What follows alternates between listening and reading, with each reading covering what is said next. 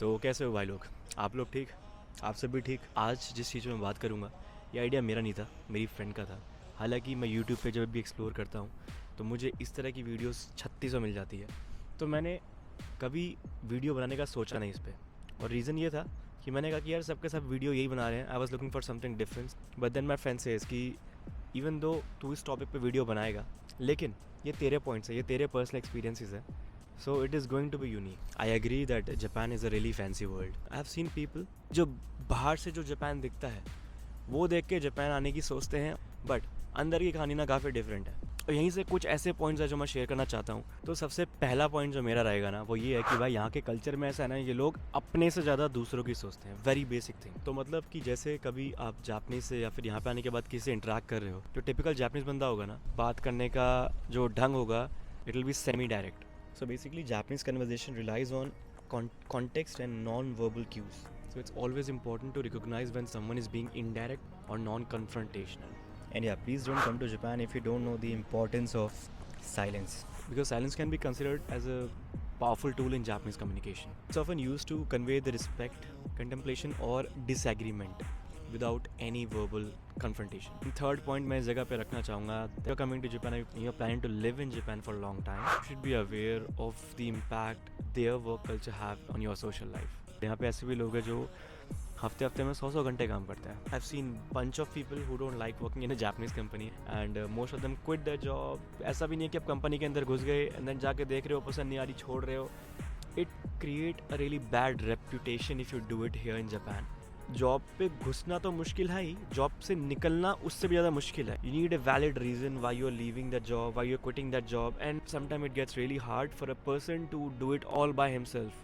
सो इस चीज़ को कवर अप करने के लिए, इस चीज़ को ईज अप करने के लिए यहाँ पे पर्टिकुलर कंपनीज भी होती है कि जैसे आप कभी कंपनी रिज़ाइन कर रहे हो, सो जो प्रोसीजर्स के थ्रू आपको निकलना पड़ेगा, ये वो प्रोसीजर्स कंपनी संभालेगी.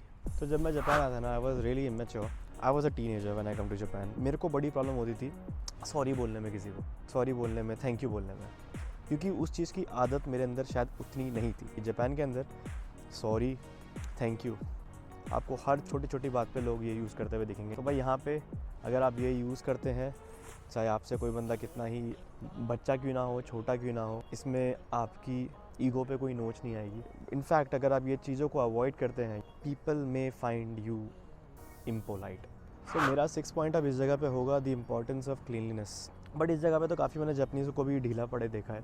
ये मैं दोस्तों के घर जाता था तो उनके घर ऐसे बिखरे पड़े रहते थे, ऐसा गंद पड़ा रहता था. बट वन थिंग इज़ कि they never throw garbage outside. ये जापान क्लीन बन रखा है यहाँ की सोसाइटी की वजह से, because they are following certain procedures which helps the government to maintain the cleanness in Japan. How? For example, Monday को आपके घर से जो कचरा फेंकते हो ना, सिर्फ बोतलें जाएंगी.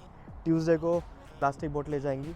वेडनेसडे को पॉलीथीन्स जाएंगे. और ऐसे ऐसे करके दिन बना रखे हैं, और उसी दिन पे वो कूड़ा वाला वो चीज़ें उठा के लेके जाता है.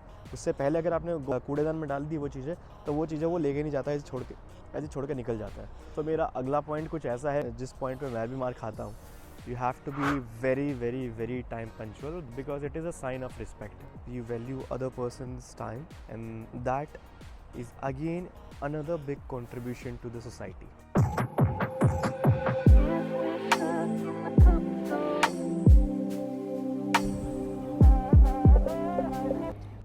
So welcome back friends, I hope you all are doing good. और मेरी लास्ट की जो 2 वीडियोस थी उस पर काफ़ी अच्छा रिस्पांस आया, क्योंकि इतना टाइम बाद मैं YouTube छोड़ के दोबारा एंटर कर रहा हूँ. ये 200 भी क्रॉस होंगे मेरे को इतना फील नहीं हुआ था. एंड लास्ट 2 वीडियोस के थ्रू कुछ नए लोग हमसे जुड़े हैं. Just because you guys are new, I would like to introduce myself. I am Shubham, I am an Indian living in Japan. Vlogging करते हुए मेरे को यहाँ पे हो चुके हैं अराउंड 4-5 साल.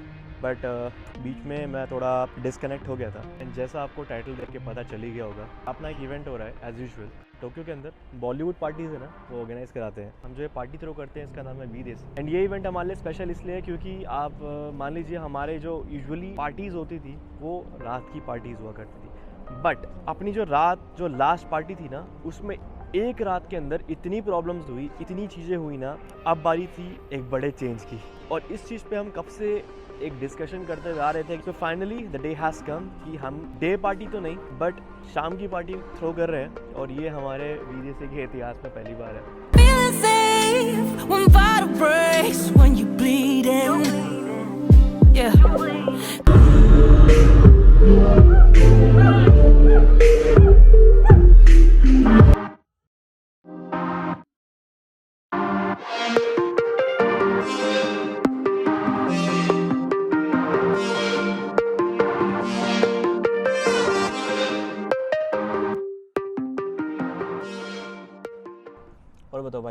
कैसे हो?